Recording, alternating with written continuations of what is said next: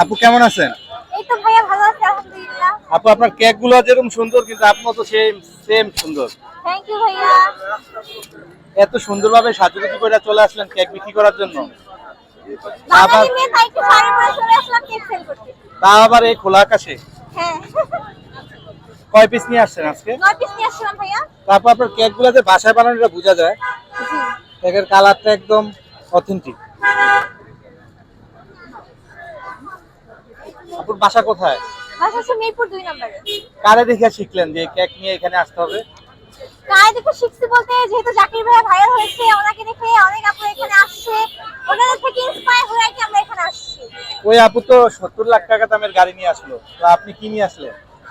আমি হচ্ছে অত রিচ না তাই 70 লাখ টাকার গাড়ি নিয়ে আসতে পারিনি। আমি হচ্ছে রিক্সা দিয়ে চলে আসছি এখানে। রিক্সা দিয়ে চলে আসছেন। হ্যাঁ। কয় পিস নিয়ে আসছেন আজকে? 9 পিস নিয়ে আসছিলাম ভাইয়া। 4 পিস। 9 পিস। 9 পিস। জি।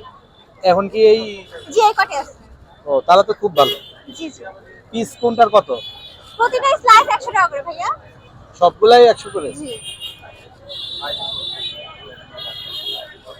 ঠিক আছে আপু, থ্যাংক ইউ। ওয়েলকাম ভাইয়া।